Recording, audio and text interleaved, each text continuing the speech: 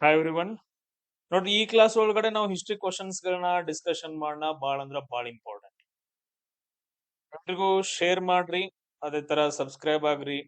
ಇಲ್ಲಿವರೆಗೂ KA question papers ಗಳಲ್ಲಿ ಏನ್ ಬಂದಿದಾವ ಎಲ್ಲಾ ಕ್ವಶನ್ಸ್ ಗಳನ್ನ ನಾನು ಇವತ್ತು ಡಿಸ್ಕಷನ್ ಮಾಡ್ತೀನಿ.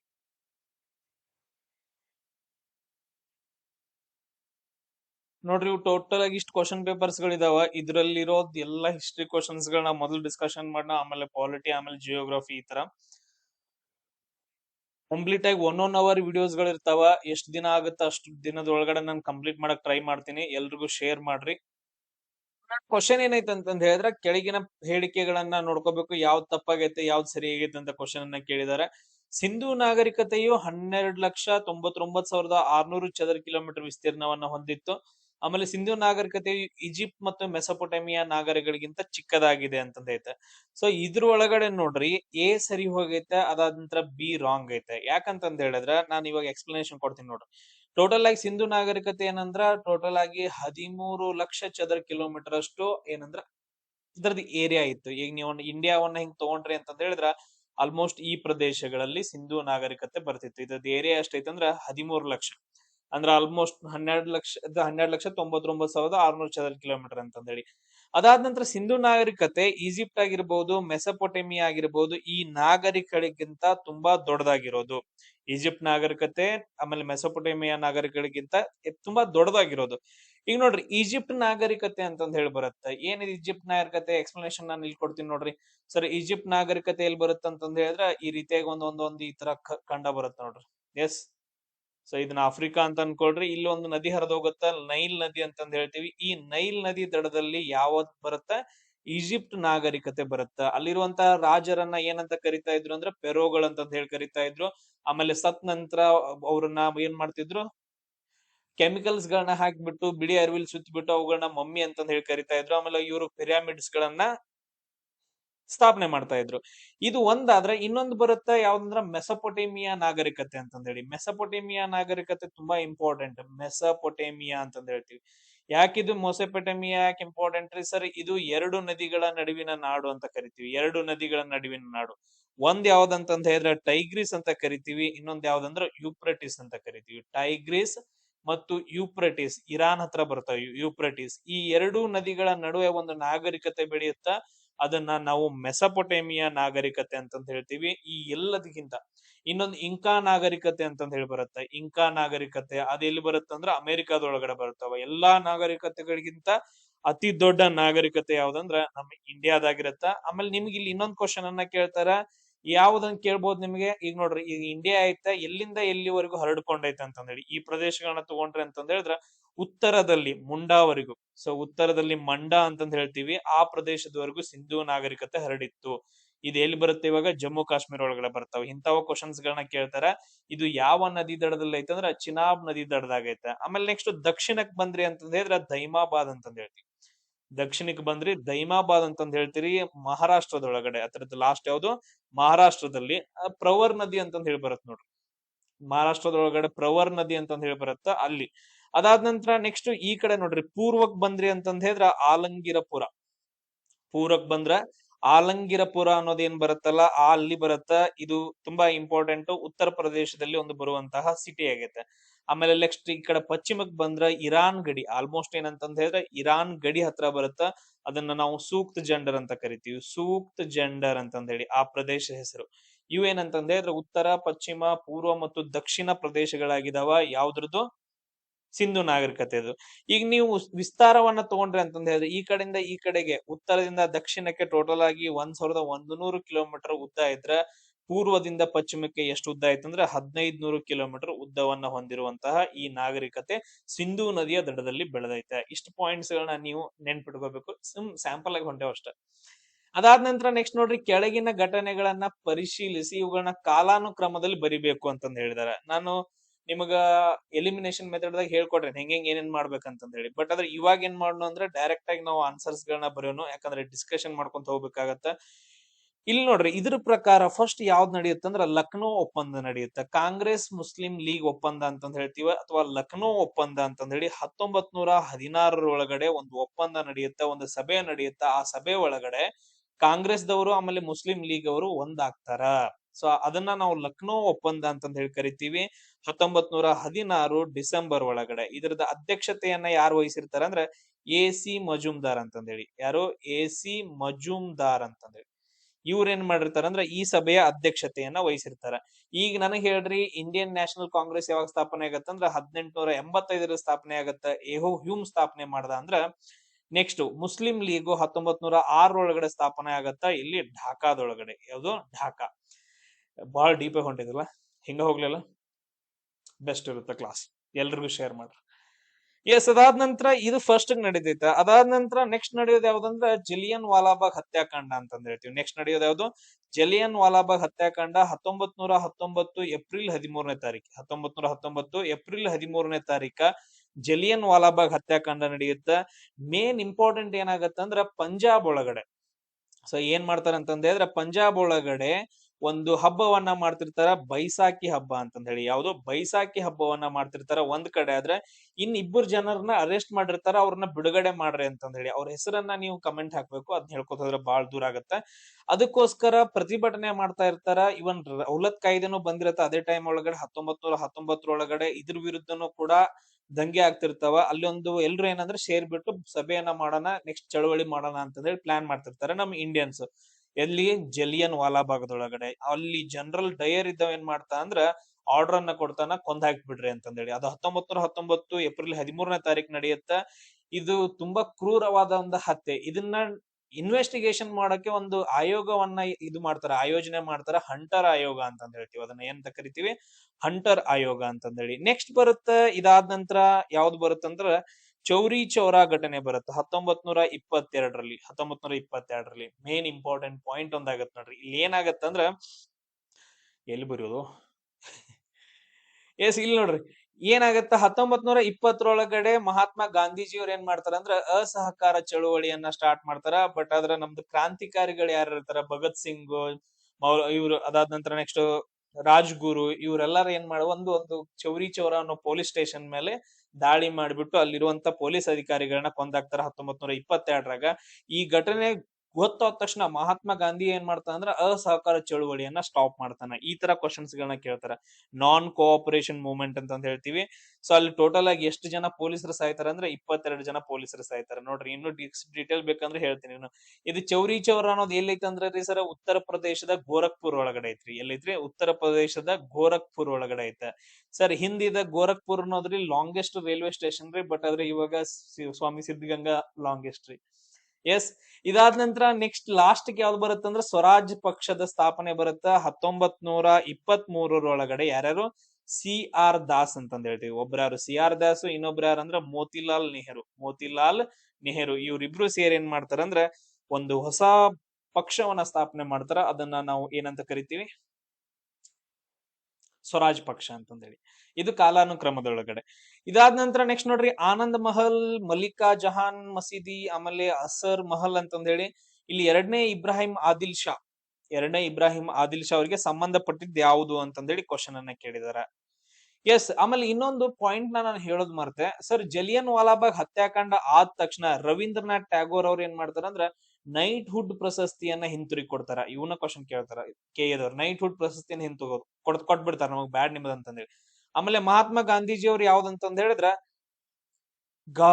ಕೈಸರ್ ಇ ಹಿಂದ್ ಅಂತಂದ್ ಹೇಳಿ. ಯಾವ್ದು? ಕೈಸರ್ ಇ ಹಿಂದ್ ಅನ್ನೋ ಒಂದು ಪ್ರಶಸ್ತಿಯನ್ನ ಹಿಂದಿರುಗಿಸ್ತಾರ.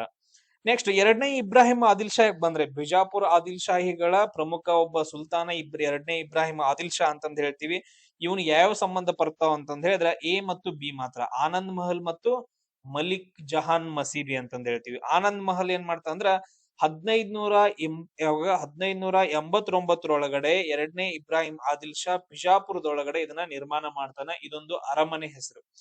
ಆಮೇಲೆ ಮಲಿಕ್ ಜಹಾನ್ ಮಸೀದಿ ಏನಂತಂದ್ ಹೇಳಿದ್ರೆ ತನ್ನ ಹೆಂಡತಿಗೋಸ್ಕರ ಮಲಿಕ್ ಜಹಾನ್ ಬೇಗಂ ಅಂತಂದೇಳಿ ಅವ್ರ ಹೆಂಡತಿ, ಅವಳಿಗೋಸ್ಕರ ಅವಳ ನೆನಪಲ್ಲಿ ಒಂದು ಮಸೀದಿಯನ್ನ ನಿರ್ಮಾಣ ಮಾಡ್ತಾನ. ಆಮೇಲೆ ಈ ಎರಡನೇ ಇಬ್ರಾಹಿಂ ಆದಿಲ್ ಶಾಹನ ನಾವ್ ಏನಂತ ಕರಿತೀವಿ ಅಂದ್ರ ಜಗದ್ಗುರು ಅಂತಂದ್ ಹೇಳಿ ಕರಿತೀವಿ. ಯಾಕಂತಂದ್ ಹೇಳಿದ್ರೆ ಇವನು ಎಲ್ಲಾ ಧರ್ಮಗಳನ್ನ ಸಮನ್ವಯ ದೃಷ್ಟಿಯಿಂದ ನೋಡ್ತಿದ್ದ. ಆಮೇಲೆ ನೆಕ್ಸ್ಟ್ ಅವನ ಆಸ್ಥಾನದಲ್ಲಿ ಗಣೇಶ ಮತ್ತು ಸರಸ್ವತಿಗಳನ್ನ ಪೂಜೆ ಮಾಡ್ತಿದ್ದ. ಸ್ವತಃ ರಾಜ ಏನಂತಂದ್ ಹೇಳಿದ್ರೆ ಸರಸ್ವತಿ ಪೂಜೆಯನ್ನ ಮಾಡ್ತಿದ್ದ. ಸೊ ಅದಕ್ಕೋಸ್ಕರ ಜಗದ್ಗುರು ಬಾದ್ಶಾ ಅಂತಂದ್ ಹೇಳಿ ಇವನನ್ನ ಕರಿತೀವಿ. ಅದಾದ ನಂತರ ಇವನೊಂದು ಕೃತಿಯನ್ನ ಬರಿತಾನ. ಆ ಕೃತಿ ಹೆಸರು ಏನಂತಂದ ಹೇಳಿದ್ರೆ ಕಿತಾಬ್ ಇ ನವರಸ್ ಅಂತಂದ ಹೇಳಿ. ಕಿತಾಬ್ ಇ ನವರಸ್ ಅನ್ನೋ ಒಂದು ಕೃತಿಯನ್ನ ಬರಿತಾನ. ಈ ಕೃತಿ ತುಂಬಾ ಇಂಪಾರ್ಟೆಂಟ್ ಸರ್. ಯಾವ ಭಾಷೆದೊಳಗಡೆ ಐತ್ರಿ ಸರ್? ಉರ್ದು ಮತ್ತು ಪರ್ಷಿಯನ್ ಲ್ಯಾಂಗ್ವೇಜ್ ಅಲ್ಲಿ ಐತೆ. ಇವನು ಬರ್ಕೋಬೇಕು ಸೈಡ್ಗೆ, ಉರ್ದು ಮತ್ತು ಪರ್ಷಿಯನ್ ಲ್ಯಾಂಗ್ವೇಜ್ ಐತೆ. ಅದಾದ ನಂತರ ಇವನ್ ಇನ್ನೊಂದ್ ಏನ್ ಮಾಡ್ತಾನ ಅಂತಂದ ಹೇಳಿದ್ರೆ ಬಿಜಾಪುರ್ ಹತ್ರ ನವರಸಪುರ ಅನ್ನೋ ಒಂದು ನಗರವನ್ನ ನಿರ್ಮಾಣ ಮಾಡ್ತಾನ. ಎಸ್. ಆಮೇಲೆ ಇನ್ನೊಂದು ಇವನ ಸಮಾಧಿಯನ್ನ ನಾವು ಇಬ್ರಾಹಿಂ ರೋಜಾ ಅಂತಂದ್ ಹೇಳಿ ಕರಿತೀವಿ. ಇವನ ಸಮಾಧಿಯನ್ನ ನಾವು ಇಬ್ರಾಹಿಂ ರೋಜಾ ಅಂತಂದ್ ಹೇಳಿ ಕರಿತೀವಿ. ಇಷ್ಟು ಪಾಯಿಂಟ್ಸ್ ಗಳನ್ನ ಇದ್ರಲ್ಲಿ ನೀವು ನೆನ್ಪಿಟ್ಕೋಬೇಕು. ಅದಾದ ನಂತರ ನೆಕ್ಸ್ಟ್ ನೋಡ್ರಿ, ಮೈಸೂರು ಸಂಸ್ಥಾನದಲ್ಲಿ ರಾಷ್ಟ್ರೀಯತೆ ಮತ್ತು ಪ್ರಜಾಸತ್ತಾತ್ಮಕ ಮೌಲ್ಯಗಳನ್ನ ಉತ್ತೇಜಿಸಲು ಎಂ ವೆಂಕಟಕೃಷ್ಣಯ್ಯರವ್ರು ಏನ್ ಮಾಡ್ತಾರಂದ್ರ ಒಂದು ಕನ್ನಡ ಪತ್ರಿಕೆಗಳನ್ನ ಸ್ಟಾರ್ಟ್ ಮಾಡ್ತಾರ. ಆ ಕನ್ನಡ ಪತ್ರಿಕೆಗಳು ಯಾವ್ಯಾವ ಅಂತಂದ ಹೇಳಿ, ಸೊ 1 ಮತ್ತು 4 ಯಾವ್ಯಾವ ಅಂತಂದ್ರೆ ಸಾಧ್ವಿ, ಆಮೇಲೆ ಇನ್ನೊಂದು ಮೈಸೂರು ಪೆಟ್ರಿಯಾಟ್ ಅಂತಂದ ಹೇಳಿ. ಸೊ ಸಾಧ್ವಿ ಅನ್ನೋ ಒಂದು ಪತ್ರಿಕೆ ಎಂ ವೆಂಕಟೇಶ್ವರ ಅವರು ಸ್ಟಾರ್ಟ್ ಮಾಡಿದ್ದು ಮೈಸೂರಿಂದ. ಇದೊಂದು ಕನ್ನಡ ದಿನಪತ್ರಿಕೆ, ಸಾಧ್ವಿ ಅನ್ನೋದು ಕನ್ನಡ ದಿನಪತ್ರಿಕೆ. ಆಮೇಲೆ ಇನ್ನೊಂದು ಮೈಸೂರು ಪ್ಯಾಟ್ರಿಯಾಟ್ ಅಂತಂದ್ ಹೇಳ್ತೀವಲ್ಲ, ಇದು ಮೈಸೂರು ದೇಶಾಭಿಮಾನ ಅನ್ನೋ ಒಂದು ಸಂಕಲನದಲ್ಲಿ ಸ್ಟಾರ್ಟ್ ಮಾಡ್ತಾರ, ಮೈಸೂರು ಪ್ಯಾಟ್ರಿಯಾಟ್ ಅಂತಂದ್ ಹೇಳಿ. ಅದಾದ ನಂತರ ನೆಕ್ಸ್ಟ್ ನೋಡ್ರಿ, ಮೈಸೂರು ಹೆರಾಲ್ಡ್ ಅನ್ನೋದು ಇದು ಕೂಡ ಒಂದು ಪತ್ರಿಕೆ, ಬಟ್ ಇದು ಇಂಗ್ಲಿಷ್ ಒಳಗಡೆ. ಸೊ ಇಂಗ್ಲಿಷ್ ಒಳಗಡೆ ಐತೆ. ಅದಾದ ನಂತರ ನೆಕ್ಸ್ಟ್ ವೃತ್ತಾಂತ ಚಿಂತಾಮಣಿ ಅಂತಂದೈತಿ ನೋಡ್ರಿ, ಇದನ್ನ 1885 ಒಳಗಡೆ ಸ್ಟಾರ್ಟ್ ಮಾಡ್ತಾರ. ಇದು ಮೊದಲ ವಾರ ಪತ್ರಿಕೆ ಅಂತಂದ್ ಹೇಳ್ತೀವಿ. ನಮ್ಮ ಕರ್ನಾಟಕದ ಮೊದಲ ವಾರ ಪತ್ರಿಕೆ 1885 ಸ್ಥಾಪನೆ ಆಗತ್ತ. Point clear? ಎಸ್.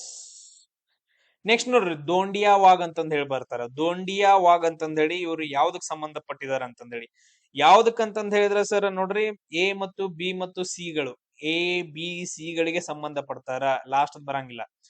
ಸೊ ಇವರು ಕರ್ನಾಟಕದಲ್ಲಿ ಮೊದಲ ಸಶಸ್ತ್ರ ದಂಗೆಯನ್ನ ಸ್ಟಾರ್ಟ್ ಮಾಡ್ತಾರೆ. ಕಿತ್ತೂರು ರಾಣಿ ಚೆನ್ನಮ್ಮಗಿಂತ ಮುಂಚೆ ಏನಂದ್ರ 1799ರಲ್ಲಿ ಏನಾಗತ್ತ, 1799ರಾಗ ಸರ್ 1799ರಲ್ರಿ ಯಾರು ಇರ್ತಾರ ಅವಾಗ ಲಾರ್ಡ್ ವೆಲ್ಲೆಸ್ಲಿ ಇರ್ತಾನ್ರಿ. ಲಾರ್ಡ್ ವೆಲ್ಲೆಸ್ಲಿ ಇದ್ದವನು ಯಾರ ಮೇಲೆ ದಾಳಿ ಮಾಡ್ತಾನ್ರಿ ಸರ್? ಟಿಪ್ಪು ಸುಲ್ತಾನ್ ಮೇಲೆ ದಾಳಿ ಮಾಡ್ತಾನ. ಆ ಯುದ್ಧದಲ್ಲಿ 4ನೇ ಆಂಗ್ಲೋ ಮೈಸೂರು ಯುದ್ಧದಲ್ಲಿ ಟಿಪ್ಪು ಸುಲ್ತಾನ್ ಸತ್ತೋದ್ ನಂತರ ಅದನ್ನ ಆ ಸಾಮ್ರಾಜ್ಯವನ್ನ ಯಾರಿಗ ಒದಗಿಸ್ತಾರ್ರಿ ಸರ್? ಮುಮ್ಮಡಿ ಕೃಷ್ಣರಾಜ್ ಒಡೆಯರ್, ಮುಮ್ಮಡಿ 3ನೇ ಕೃಷ್ಣರಾಜ್ ಒಡೆಯರ್ ಅವರಿಗೆ ಅದನ್ನ ಹಸ್ತಾಂತರ ಮಾಡ್ತಾರ್ರಿ. ಆಮೇಲೆ ಇವನು ಸಹಾಯಕ ಸೈನ್ಯ ಪದ್ಧತಿಯನ್ನ ಓಕೆ ಅಂತಾರೆ. ಯಾರು? 3ನೇ ಕೃಷ್ಣರಾಜು ಒಡೆಯರ್ ಅವರು.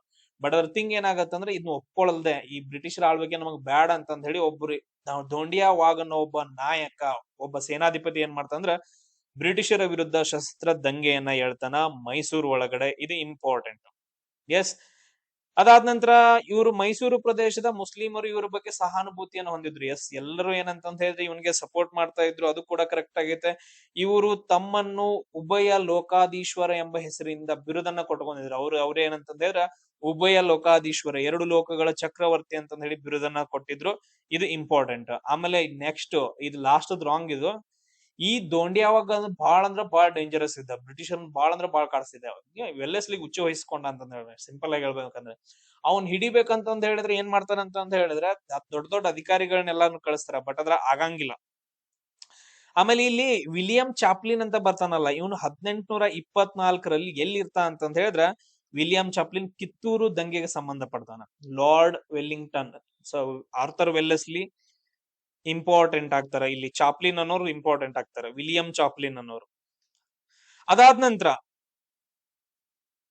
ಈ ದೋಂಡಿಯಾವಾಗನ ದಂಗೆಯನ್ನ ಕಮ್ಮಿ ಮಾಡ್ಬೇಕಲ್ಲ, ಅದನ್ನ ಕಮ್ಮಿ ಮಾಡ್ಬೇಕಂತಂದ್ ಹೇಳ್ಬಿಟ್ಟು ಯಾರನ್ನ ಕರೆಸ್ತಾರ ಅಂತಂದ್ ಹೇಳಿದ್ರ ಕರ್ನಲ್ ಆರ್ಥರ್ ವೆಲ್ಲೆಸ್ಲಿಯನ್ನ. ಕರ್ನಲ್ ಆರ್ಥರ್ ವೆಲ್ಲೆಸ್ಲಿ, ಈಗೇನ್ ಲಾರ್ಡ್ ವೆಲ್ಲೆಸ್ಲಿ ಇರ್ತಾನಲ್ಲ, ಇವನ್ ತಮ್ಮನನ್ನ ಕಳಿಸ್ತಾನ. ಯಾಕಂತಂದ್ ಹೇಳಿದ್ರ ಯಾರಿಗೂ ನೀಗಂಗಿಲ್ಲ, ಸೊ ಬ್ರಿಟಿಷ್ ಅಧಿಕಾರಿಗಳಿಗೆ. ಸೊ ಅವನ್ ತಮ್ಮನನ್ನ ಕಳಿಸ್ತಾನ, ಆರ್ಥರ್ ವೆಲ್ಲೆಸ್ಲಿ ಅನ್ನ. ಕರ್ನಲ್ ಆರ್ಥರ್ ವೆಲ್ಲೆಸ್ಲಿ, ದೋಂಡಿಯಾವಾಗ್ ಮೈಸೂರಿಗೆ ಸಂಬಂಧಪಟ್ಟಿದ್ದು. ಈ ತರ ಕ್ವಶನ್ಸ್ ಗಳು ನಿಮಗೆ ಬರ್ತಾವ. ನೆಕ್ಸ್ಟ್ ನೋಡ್ರಿ, ಕ್ವಶನ್ ಏನೈತೆ ಈಗ, ದೋಂಡಿಯಾವಾಗು ಅದಾದ ನಂತರ ಕರ್ನಲ್ ಆರ್ಥರ್ ವೆಲ್ಲೆಸ್ಲಿಗೆ ಒಂದ್ ಯುದ್ಧ ನಡೆಯುತ್ತ. ಅದನ್ನ ನಾವು ಕೊನಗಲ್ ಯುದ್ಧ ಅಂತ ಕರಿತೀವಿ. ಯಾವ ಯುದ್ಧ ಅಂತ ಕರಿತೀವಿ? ಕೊನಗಲ್ ಯುದ್ಧ ಅಂತಂದ್ ಹೇಳಿ ಕರಿತೀವಿ. ಇದು 1800 ಒಳಗಡೆ ನಡೆಯುತ್ತ. ಸೆಪ್ಟೆಂಬರ್ 10ನೇ ತಾರೀಕು ನಡೆದ ಈ ಯುದ್ಧದ ಒಳಗಡೆ ದೋಂಡಿಯಾವಾಗ್ನನ್ನ ಸೋಲಿಸಿ ಕೊಂದಾಕ್ತಾರ ಬ್ರಿಟಿಷರು. ಎಸ್. ನೆಕ್ಸ್ಟ್ ಬಸವಪ್ಪ ನಾಯಕ, ಹೊಂದಿಸಿ ಬರೆಯರೈತಿ. ಬಸವಪ್ಪ ನಾಯಕ ಏನ್ ಮಾಡ್ತಾರ ಅಂದ್ರೆ ಒಂದು ಕೃತಿಯನ್ನ ಬರೀತಾರ, ಶಿವತತ್ವ ರತ್ನಾಕರ ಅಂತಂದೇಳಿ. ಇದೊಂದು ಸಂಸ್ಕೃತದ ಪ್ರಸಿದ್ಧ ವಿಶ್ವಕೋಶ ಅಂತಂದ್ ಹೇಳ್ತೀವಿ, ಶಿವತತ್ವ ರತ್ನಾಕರ. ಆಮೇಲೆ ಪಾರ್ಶ್ವದೇವ ಅನ್ನೋರು ಯಾವ್ದು ಬರೀತಾರ ಅಂದ್ರ ಸಂಗೀತ ಸಮಯಸಾರ ಅಂತಂದೇಳಿ, ಸಂಗೀತ ಸಮಯಾಸಾರ ಅಂತಂದ ಹೇಳಿ. ಚಾಮಯ್ಯ ಅನ್ನೋರು ಒಂದು ಕೃತಿಯನ್ನ ಬರೀತಾರ, ದೇವರಾಯ ಸಾಂಗತ್ಯ ಅಂತಂದ ಹೇಳಿ, ದೊಡ್ಡ ದೇವರಾಯ ಸಾಂಗತ್ಯ, ಚಾಮಯ್ಯ ಅಂತಂದ ಹೇಳಿ. ಅದಾದ ನಂತರ ವಿದ್ಯಾರಣ್ಯರ ಲಾಸ್ಟ್ ಯಾವುದು, ಶಂಕರಂ ವಿಜಯ ಅಂತಂದ ಹೇಳಿ, ಶಂಕರ ವಿಜಯ ಅಂತಂದ ಹೇಳಿ. ಸೊ ಇಲ್ಲಿ ನೋಡ್ರಿ, ಇಲ್ಲಿ ಇಲ್ಲಿ ನೋಡ್ರಿ, ಶಿವತತ್ವ ರತ್ನಾಕರ ಅನ್ನೋ ಒಂದು ಕೃತಿ ಬರುತ್ತಲ್ಲ, ಇದು ಏನ್ ಹೇಳುತ್ತೆ ಅಂದ್ರೆ ಕೆಳದಿ ಸಾಮ್ರಾಜ್ಯದ ಬಗ್ಗೆ ಹೇಳುತ್ತೆ. ಕೆಳದಿ ಸಾಮ್ರಾಜ್ಯದ ಬಗ್ಗೆ ಹೇಳುವಂತ ಒಂದು ಕೃತಿ ಯಾವ್ದಂದ್ರ ಶಿವತತ್ವ ರತ್ನಾಕರ ಅಂತಂದ ಹೇಳ್ತೀವಿ. ಅದಾದ ನಂತರ ನೆಕ್ಸ್ಟ್ ಇಲ್ಲಿ ಇಂಪಾರ್ಟೆಂಟ್, ದೊಡ್ಡ ದೇವರ ಇವರೆಲ್ಲ ಬಂದಾರಲ್ಲ ವಿಜಯನಗರ ಸಾಮ್ರಾಜ್ಯ ಅಂತ ಅನ್ಕೊಳ್ಳೋಣ. 1336 ಹಕ್ಕ ಮತ್ತು ಬುಕ್ಕ ಅನ್ನೋರು ಏನ್ ಮಾಡ್ತಾರ ಅಂದ್ರ, ಗುರುಜಿ ಯಾರು, ವಿದ್ಯಾರಣ್ಯರ ಒಂದು ಮಾರ್ಗದರ್ಶನದೊಳಗಡೆ ಒಂದು ದೊಡ್ಡ ಸಾಮ್ರಾಜ್ಯವನ್ನ ಸ್ಥಾಪನೆ ಮಾಡ್ತಾರ, ವಿಜಯನಗರ ಸಾಮ್ರಾಜ್ಯವನ್ನ.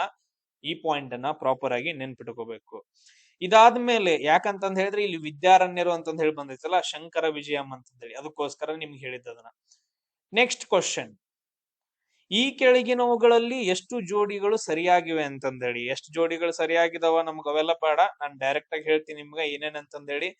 ಸರ್ ಇಲ್ಲಿ ನೋಡ್ರಿ, ಮಿರ್ಜಾ ಇಸ್ಮಾಯಿಲ್ ಅಂತಂದ್ ಹೇಳಿ, ಸರ್ ಮಿರ್ಜಾ ಇಸ್ಮಾಯಿಲ್ ಇವರು ಭದ್ರಾ ಜಲಾಶಯ ಯೋಜನೆಯನ್ನ ಕೈಗೊಳ್ತಾರೆ. ತುಂಬಾ ಇಂಪಾರ್ಟೆಂಟ್, BR ಪ್ರಾಜೆಕ್ಟ್ ಲಕ್ಕವಡಿ ಹತ್ರ ಇದನ್ನ ರೂಪುರೇಷ ಮಾಡಿದವ್ರು ಯಾರಂತಂದ್ ಹೇಳಿದ್ರೆ ಸರ್ ಮಿರ್ಜಾ ಇಸ್ಮಾಯಿಲ್ ಅಂತಂದ್ ಹೇಳ್ತೀವಿ. ಅದಾದ ನಂತರ ಕೆ ಶೇಷಾದ್ರಿ ಅಯ್ಯರ್ ಇದಾರಲ್ಲ, ಇವರು ಪಶು ವೈದ್ಯಕೀಯ ಇಲಾಖೆಯನ್ನ, ವೆಟರ್ನರಿ ಡಿಪಾರ್ಟ್ಮೆಂಟ್ ಅನ್ನ ಸ್ಥಾಪನೆ ಮಾಡ್ತಾರೆ. ಅದು ಕೃಷಿ ಮತ್ತು ಪಶು ವೈದ್ಯಕೀಯ ಇಲಾಖೆ ಅಂತಂದ ಹೇಳಿ.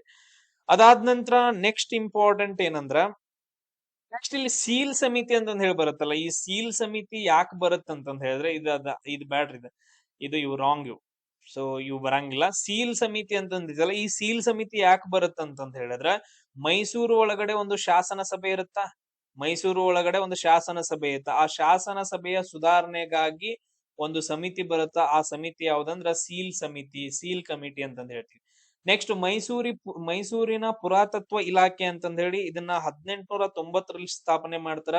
ಅವಾಗ ಯಾರು ಇರ್ತಾರಂದ್ರ ಕೆ ಶೇಷಾದ್ರಿ ಅಯ್ಯರ್ ಅವ್ರು. ಯಾರು ಇರ್ತಾರಂದ್ರ ಕೆ ಶೇಷಾದ್ರಿ ಅಯ್ಯರ್ ಅವ್ರು ಅಲ್ವಾಗ ದಿವಾನ್ರು ಇರ್ತಾರ. ಸೊ ಅವ್ರಿಗೆ ಯಾರು ಹೆಲ್ಪ್ ಮಾಡ್ತಾರಂದ್ರ BL ರೈಸ್ ಅಂತಂದ್ ಹೇಳಿ. ಸೊ BL ರೈಸ್ ಅನ್ನೋ ಒಬ್ಬ ಬ್ರಿಟಿಷ್ ಅಧಿಕಾರಿ ಹೆಲ್ಪ್ ಮಾಡ್ತಾನ ಕೆ ಶೇಷಾದ್ರಿ ಅಯ್ಯರ್ ಅವರು 1890ರಲ್ಲಿ ಮೈಸೂರು ಪುರಾತತ್ವ ಇಲಾಖೆಯನ್ನ ಸ್ಥಾಪನೆ ಮಾಡ್ತಾರ. ಆಮೇಲೆ ನೆಕ್ಸ್ಟ್ ನೀವು ಕೆ ಶೇಷಾದ್ರಿ ಅಯ್ಯರ್ ಬಗ್ಗೆ ನೆನ್ಪಿಟ್ಕೋಬೇಕು, 1902 ಇವರು ಶಿವನ ಸಮುದ್ರದೊಳಗಡೆ, ಎಲ್ಲಿ ಶಿವನ ಸಮುದ್ರದೊಳಗಡೆ ಜಲ ವಿದ್ಯುತ್ ಯೋಜನೆಯನ್ನ ಜಾರಿಗೆ ತಗೊಂಡು ಬರ್ತಾರ, ಜಲ ವಿದ್ಯುತ್ ಯೋಜನೆ. ನೆಕ್ಸ್ಟ್ ಕ್ವಶನ್ ನೋಡ್ರಿ, 4ನೇ ಕೃಷ್ಣರಾಜ ಒಡೆಯರಿಗೆ ಸಂಬಂಧಿಸಿದಂತ ಹೇಳಿಕೆ ಆಗೈತೆ, ಅದನ್ನ ನಾವು ನೋಡ್ಕೊಂತ ಹೋಗೋಣ ಏನಂತಂದ್ ಹೇಳಿ. ನೆಕ್ಸ್ಟ್ ನೋಡ್ರಿ, ಇವರು 25ನೇ ರಾಜರಾಗಿದ್ರು. ಇವ್ರೇನಂತಂದ್ ಹೇಳಿದ್ರೆ 25ನೇ ರಾಜರಾಗಿದ್ರು, 4ನೇ ಕೃಷ್ಣರಾಜ ಒಡೆಯರ್ ಅಂತಂದ್ ಹೇಳ್ತೀವಿ. ಅದಾದ ನಂತರ ನೆಕ್ಸ್ಟ್ ಇವರು ಬನಾರಸ್ ಹಿಂದೂ ವಿಶ್ವವಿದ್ಯಾಲಯದ ಮೊದಲ ಕುಲಾಧಿಪತಿ ಆಗಿದ್ರು, ವೈಸ್ ಚಾನ್ಸಲರ್ ಅಂತಂದ್ ಹೇಳ್ತೀವಿ, ಕುಲಾಧಿಪತಿ ಅಂತಂದ್ ಹೇಳಿ. ಎಸ್, ನೆನ್ಪಿಟ್ಕೊಳ್ರಿ. ಅದಾದ ನಂತರ ನೆಕ್ಸ್ಟ್ ಇನ್ನೊಂದು ಇಂಪಾರ್ಟೆಂಟ್ ಏನಂತಂದ್ ಹೇಳಿದ್ರೆ, ಇವ್ರ ಬಗ್ಗೆ, ಇವ್ರನ್ನ ಮಹಾತ್ಮ ಗಾಂಧೀಜಿ ಅವರು ಏನಂತ ಕರೆದಾರ ಅಂದ್ರ ರಾಜಶ್ರೀ ಅಂತಂದ್ ಹೇಳಿ ಕರೆದಾರ. ಯಾರನ್ನ? 4ನೇ ಕೃಷ್ಣರಾಜ ಒಡೆಯರನ್ನ ಮಹಾತ್ಮ ಗಾಂಧೀಜಿ ರಾಜಶ್ರೀ ಅಂತಂದ್ ಹೇಳಿ ಕರೆದಿದ್ದಾರ. ಅದಾದ ನಂತರ ಇವ್ರ ಕಾಲದ ಆಡಳಿತವನ್ನ ಮೈಸೂರಿನ ಸುವರ್ಣ ಯುಗ ಅಂತಂದ್ ಹೇಳಿ ಕರಿತಾ ಇದ್ವಿ, ಮೈಸೂರಿನ ಸುವರ್ಣ ಯುಗ ಅಂತಂದ್ ಹೇಳಿ ಕರಿತಾ ಇದ್ವಿ. ಅದಾದ ನಂತರ ಇವ್ರ ಕಾಲದಲ್ಲಿ ಆಗಿರುವಂತಹ ಪ್ರಮುಖ ಸ್ಥಾಪನೆಗಳು ಯಾವ್ಯಾವ ಬರ್ತಾವ ಅಂತಂದ್ ಹೇಳಿದ್ರೆ ಬಹಳ ಇಂಪಾರ್ಟೆಂಟ್, ಯಾಕಂದ್ರೆ ಸರ್ ಎಂ ವಿಶ್ವೇಶ್ವರಯ್ಯ ಮುಂತಾದ ದಿವಾನ್ರು ಇವ್ರ ಕಾಲದಲ್ಲಿ ಇರ್ತಾರ. ಇವ್ರ ಏನ್ ಮಾಡ್ತಾರಂದ್ರ ಮೈಸೂರು ವಿಶ್ವವಿದ್ಯಾಲಯವನ್ನ ಸ್ಥಾಪನೆ ಮಾಡ್ತಾರ.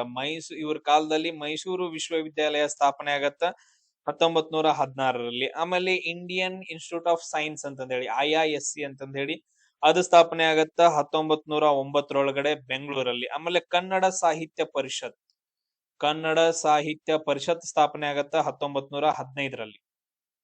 ನೆಕ್ಸ್ಟ್ ಬರುತ್ತಾ ಅಲ್ಲಾವುದ್ದೀನ್ ಖಿಲ್ಜಿ ಬಗ್ಗೆ. ಯಾರ ಬಗ್ಗೆ ಬರುತ್ತಾ? ಅಲ್ಲಾವುದ್ದೀನ್ ಖಿಲ್ಜಿ ಆರ್ಥಿಕ ಸುಧಾರಣೆಗಳಿಗೋಸ್ಕರ ಸೆರಾ ಇ ಅದ್ಲ್ ಎಂಬ ಪದವನ್ನ ಸೂಚಿಸುತ್ತ ಅಂತಂದ್ ಹೇಳಿ. ಏನಿದು ಸೆರಾ ಇ ಅದ್ಲ್ ಅಂತಂದ್ ಹೇಳಿ, ಅದ್ರ ಬಗ್ಗೆ ನಾವು ಇದನ್ನ ಡಿಸ್ಕಷನ್ ಮಾಡೋಣ. ಇದೇನಂತಂದ್ ಹೇಳಿದ್ರೆ ಸಿದ್ಧ ಉಡುಪುಗಳು ಮತ್ತು ಆಮದು ಮಾಡಿದ ಬಟ್ಟೆಗಳ ಕೇಂದ್ರ ಮಾರುಕಟ್ಟೆಯನ್ನ ನೋಡ್ರಿ.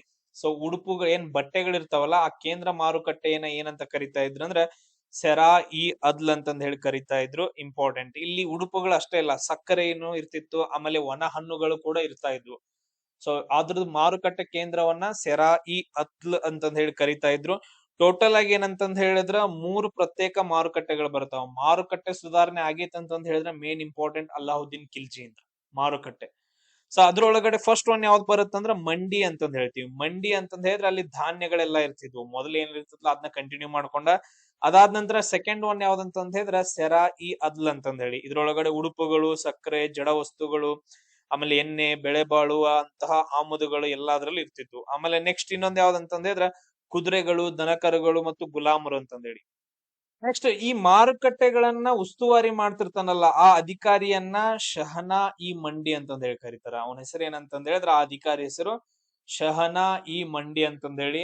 ಆಮೇಲೆ ಇವನು ಕೂಡ ಏನಂತಂದ್ ಹೇಳಿದ್ರೆ ಹಲವಾರು ಯುದ್ಧಗಳನ್ನ ಮಾಡ್ತಾನ. ಆ ಯುದ್ಧಗಳ ಬಗ್ಗೆ ಸಪರೇಟ್ ಆಗಿ ನೋಡ್ಕೊಳ್ಳೋಣ ಒಂದ್ ಯಾವಾಗಾದ್ರೂ ಬೇಕು ಅಂದ್ರೆ. ಅಲ್ಲಾವುದ್ದೀನ್ ಖಿಲ್ಜಿ ಯುದ್ಧಗಳು ಇಂಪಾರ್ಟೆಂಟ್, ಅಕ್ಬರ್ನ ಯುದ್ಧಗಳು ಇಂಪಾರ್ಟೆಂಟ್, ಅದಾದ ನಂತರ ಸಮುದ್ರಗುಪ್ತನ ಯುದ್ಧಗಳು, ಆಮೇಲೆ ಶ್ರೀಕೃಷ್ಣ ದೇವರಾಯ ಕೆಲವೊಂದ್ ಏನಂತಂದ್ ಹೇಳಿದ್ರೆ ಇವ್ರು ಯುದ್ಧಗಳನ್ನ ಮಾಡಕ ಹುಟ್ಟಿದಾರ ಇವ್ರ. ಸೊ ಅಷ್ಟೊಂದು ಯುದ್ಧಗಳನ್ನ ಮಾಡಿದಾರ, ಇಂಪಾರ್ಟೆಂಟ್. ಇದಾದ ನಂತರ ನೆಕ್ಸ್ಟ್ ಕ್ವಶನ್ ನೋಡ್ರಿ. ಅದೇ ಕ್ವಶನ್ ಬಂತ್ ನೋಡ್ರಿ. ಅಕ್ಬರ್ನ ದಂಡಯಾತ್ರೆಗಳನ್ನ ಕಾಲಾನುಕ್ರಮದಲ್ಲಿ ಬರೀರಿ ಅಂತಂದ್ ಹೇಳಿ. ಬರೀರಿ ಎಲ್ಲೆಲ್ಲಿ ಹೆಂಗ್ ಬರ್ತಾವ ಅಂತಂದ್ ಹೇಳಿ ನೋಡ್ರಿ. ಇಲ್ಲಿ ಫಸ್ಟ್ ಯಾವ್ದು ಬರುತ್ತಂದ್ರ ಬಿ ಬರತ್ರಿ, ಎರಡನೇ ಪಾನಿಪತ್ ಕದನ 1556 ಒಳಗಡೆ. ಜಸ್ಟ್ ಏನಂತಂದ್ ಹೇಳಿದ್ರೆ ಇವ ಬಂದಿರ್ತಾನ, ಅವ್ನು ಜಸ್ಟ್ ಅಧಿಕಾರಕ್ಕೆ ಬಂದಿರ್ತಾನ. ಬಟ್ ಆದ್ರೆ ಇಲ್ಲಿ ಅಕ್ಬರ್ ಯುದ್ಧ ಮಾಡಂಗಿಲ್ಲ. ಅವನ ಸೇನಾಧಿಪತಿ ಯಾರಂದ್ರ ಬೈರಮ್ ಖಾನ್ ಯುದ್ಧ ಮಾಡ್ತಾನ. ಯಾರ ಜೊತೆಗೆ? ಹೇಮು ಜೊತೆಗೆ. ಇದ್ರಲ್ಲಿ ಹೇಮು ಸೋಲ್ತಾನ, ಅಕ್ಬರ್ ಗೆಲ್ತಾನ. ಅದನ್ನ ನಾವು ಎರಡನೇ ಪಾನಿಪತ್ ಕದನ ಅಂತ ಕರಿತೀವಿ. ಇದಾದ್ಮೇಲೆ ನೆಕ್ಸ್ಟ್ ಬರುವಂತದ್ ಯಾವ್ದಂದ್ರೆ ಗುಜರಾತ್ ಮೇಲೆ ಗೆಲುವು ಅಂತಂದ್ ಹೇಳ್ತೀವಿ 1572 ಮತ್ತು 73ರಲ್ಲಿ. 1572 ಮತ್ತು 73 ಟೈಮ್ ಒಳಗಡೆ ಇದು ಗುಜರಾತ್ ಮೇಲೆ ದಾಳಿ ಮಾಡ್ತಾನ. ದಾಳಿ ಮಾಡಿ ಗೆಲ್ತಾನ. ಗೆದ್ದದ್ ನೆನಪಿಗೋಸ್ಕರ ಬುಲಂದ ದರ್ವಾಜವನ್ನ ನಿರ್ಮಾಣ ಮಾಡ್ತಾನ. ಬುಲಂದ ದರ್ವಾಜ ಇಲ್ಲಿ ಫತೇಪುರ್ ಸಿಕ್ರಿ ಒಳಗಡೆ. ಫತೇಪುರ್ ಸಿಕ್ರಿ ನಗರವನ್ನ ಸ್ಥಾಪನೆ ಮಾಡಿದವ ಯಾರ? ಅಕ್ಬರೇ. ಆ ಫತೇಪುರ್ ಸಿಕ್ರಿ ಒಳಗಡೆ ಬುಲಂದ ದರ್ವಾಜ ಅಂತಂದ್ ಹೇಳಿ ಒಂದು ದೊಡ್ಡ ಬಾಗಿಲನ್ನ ನಿರ್ಮಾಣ ಮಾಡ್ತಾನ ಫತೇಪುರ್ ಸಿಕ್ರಿ ಒಳಗಡೆ. ಇದಾದ ನಂತರ ನೆಕ್ಸ್ಟ್ ಬರುತ್ತ 1576 ಒಳಗಡೆ. ಇದನ್ನ ನಾವು ಏನಂತ ಕರಿತೀವಿ? ಹಲ್ದಿ ಘಾಟ್ ಯುದ್ಧ ಅಂತಂದ್ ಹೇಳಿ ಕರಿತೀವಿ. ಹಲ್ದಿ ಘಾಟ್ ಯುದ್ಧ ಅಂತಂದ್ ಹೇಳಿ ಕರಿತೀವಿ. ಇದ್ರೊಳಗಡೆ ಅಕ್ಬರ್ನ ಸೇನಾಧಿಪತಿ ಆದಂತಹ ಮಾನಸಿಂಗ್ ಏನಂದ್ರೆ ಯುದ್ಧಕ್ಕೆ ನಿಲ್ತಾನ. ಮಾನಸಿಂಗ್ ಅದಾದ ನಂತರ ರಾಣಾ ಪ್ರತಾಪ್ ಸಿಂಗ್ ಅಂತಂದ್ ಹೇಳಿ. ಸೊ ಮೇವಾರದ ದೊರೆ ಆದಂತಹ ರಾಣಾ ಪ್ರತಾಪ್ ಸಿಂಗ್ ಬಾಳ ಅಂದ್ರ ಬಾಳ ಇಂಪಾರ್ಟೆಂಟ್. ಈ ಒಂದು ಕುದುರೆ ಹೆಸರು ಯಾವ್ದಂದ್ರೆ ಚೇತಕ್. ಅದು 3 ಕಾಲಿನಲ್ಲಿ ಏನ್ ಮಾಡತ್ತಂದ್ರೆ ಯುದ್ಧ ಮಾಡತ್ತ. ಅದ್ರ ಬಗ್ಗೆ ನಾ ಏನ್ ಹೇಳಂಗಿಲ್ಲ ನಿಮ್ಗ, ಯಾಕಂದ್ರೆ ತುಂಬಾ ಜನ ಹೇಳಿರ್ತಾರ ದೊಡ್ಡ ದೊಡ್ಡ ಕತ್ತಿಗಳನ್ನ. ಮಹಾರಾಣಾ ಪ್ರತಾಪ್ ಸಿಂಗ್. ಅದಾದ ನಂತರ ನೆಕ್ಸ್ಟ್ ಬರುತ್ತ ಲಾಸ್ಟ್ ಗೆ ಅಸಿರ್ಗೋಡ್ ಕೋಟೆ ಮೇಲೆ ಯುದ್ಧ 1601 1601ರಲ್ಲಿ ಅಸಿರ್ಗಢ್ ಕೋಟೆ ಮೇಲೆ ಯುದ್ಧ ಮಾಡ್ತಾನ. ಇದು ಕೊನೆಯ ಯುದ್ಧ ಅಂತ ಅನ್ಕೊಡ್ರಿ. ಖಂಡೇಶ್ ಅನ್ನೋ ಒಂದು ಪ್ರದೇಶದ ಮೇಲೆ. ಇವು ಅಕ್ಬರ್ನ ದಂಡಯಾತ್ರೆಗಳು ಅಂತಂದೇಳಿ. ಅದ್ರ ಜೊತೆಗೆ ಇವನೊಂದು ಧರ್ಮವನ್ನ ಸ್ಥಾಪನೆ ಮಾಡ್ತಾನ, ದಿನ್ ಇ ಇಲಾಹಿ ಅಂತಂದೇಳಿ. ದಿನ್ ಇ ಇಲಾಹಿ ಅಂತಂದೇಳಿ. ಆಮೇಲೆ ನಿಮಗ್ ಕ್ವಶನ್ ಏನಂತಂದ್ರೆ ಅಕ್ಬರ್ ನಾಮ ಅಂತಂದೇಳಿ ಒಂದು ಬುಕ್ ಬರುತ್ತ. ಅಕ್ಬರ್ ನಾಮ ಅಂತಂದೇಳಿ ನಿಮಗ್ ಕ್ವಶನ್ಸ್ ಗಳು ನಿಂತ ಕೇಳ್ತಾರ. ಇವನ್ ಕಾಲದಲ್ಲಿ ನವರತ್ನರು ಬರ್ತಾರ 9 ಜನ. ಅವ್ರ ಬುಕ್ಸ್ ಗಳು ಯಾವ್ಯಾವ ಬರೆದ್ರು ಅಂತಂದ್ ಹೇಳಿ ನನ್ ಕ್ಲಾಸಸ್ ಅಲ್ಲಿ ನಾನು ಆಲ್ರೆಡಿ ಹೇಳಿದ್ದೇನೆ ತುಂಬಾ ಸಾರಿ ಬುಕ್ಸ್ ಗಳದ್ದು. ಆಮೇಲೆ ನೆಕ್ಸ್ಟ್ ಇನ್ನೊಂದು ಜಹಾಂಗೀರ್ನ ಟೈಮ್ ಅಲ್ಲಿ ಚಿತ್ರಕಲೆಕಾರರು ಬರ್ತಾರ. ಜಹಾಂಗೀರ್ನ ಟೈಮ್ ಅಲ್ಲಿ ಮೊಘಲರ ಕಾಲದಲ್ಲಿ ಶಹಜಹಾನು ವಾಸ್ತುಶಿಲ್ಪಕ್ಕೆ ಏನಾದ್ರು ಪ್ರಾಮುಖ್ಯತೆ ಕೊಟ್ಟಿದ್ದ ಅಂತಂದ್ ಹೇಳಿದ್ರ, ಇವನು ಜಹಾಂಗೀರ್ ಏನ್ ಮಾಡ್ತಾನ ಅಂದ್ರೆ ಚಿತ್ರಕಲೆಗೆ ಜಾಸ್ತಿ ಪ್ರಾಮುಖ್ಯತೆಯನ್ನ ಕೊಡ್ತಾನ. ಚಿತ್ರಕಲೆಗೆ ಜಹಾಂಗೀರ್. ನೆಕ್ಸ್ಟ್ ತಮ್ಮ ದಕ್ಷಿಣ ಭಾರತದ ಮಿಲಿಟರಿ ದಂಡಯಾತ್ರೆಯ ಸಮಯದಲ್ಲಿ 1676ರಿಂದ 79ರವರೆಗೂ ಶಿವಾಜಿಯವರು ಯಾವ ಆಡಳಿತಗಾರರೊಂದಿಗೆ ಮೈತ್ರಿ ಮಾಡ್ಕೊಂಡ್ರು ಅಂತಂದೇಳಿ. ಯಾರಂತಂದ್ರೆ ಗೋಲ್ಕೊಂಡಾದ ಕುತುಬ್ ಶಾಹಿಗಳು ಅಂತಂದ್ ಹೇಳ್ತೀವಿ. ಯಾರು? ಗೋಲ್ಕೊಂಡಾದ ಕುತುಬ್ ಶಾಹಿಗಳ ಜೊತೆಗೆ. ಇಲ್ಲಿರುವಂತ ಸುಲ್ತಾನ್ ಯಾರಂತಂದ್ ಹೇಳಿದ್ರೆ ಗೋಲ್ಕೊಂಡಾದ ಅಬುಲ್ ಹಸನ್ ತಾನಿಷಾ ಅಂತಂದ್ ಹೇಳಿ. ಅಬುಲ್ ಹಸನ್ ತಾನಿಷಾ ಅಥವಾ ಕುತುಬ್ ಶಾ ಅಂತಂದ್ ಹೇಳ್ತೀವಿ. ಸೊ ಅವ್ರ ಏನ್ ಮಾಡ್ತಾರ ಅಂತಂದ್ ಹೇಳಿದ್ರ ಬೇಡ ಯುದ್ಧ ಗಿದ್ದ ಎಲ್ಲ ಏನ್ ಮಾಡೋದ್ ಬೇಡ ಅಂತಂದ್ ಹೇಳ್ಬಿಟ್ಟು ಅಬುಲ್ ಹಸನ್ ಶಾ ಅಂತಂದ್ ಹೇಳಿ. ಅಬುಲ್ ಹಸನ್ ಶಾ ಇವರು ಶಿವಾಜಿ ಮಹಾರಾಜರೊಂದಿಗೆ ಮೈತ್ರಿಯನ್ನ ಮಾಡ್ಕೊಂತಾರ.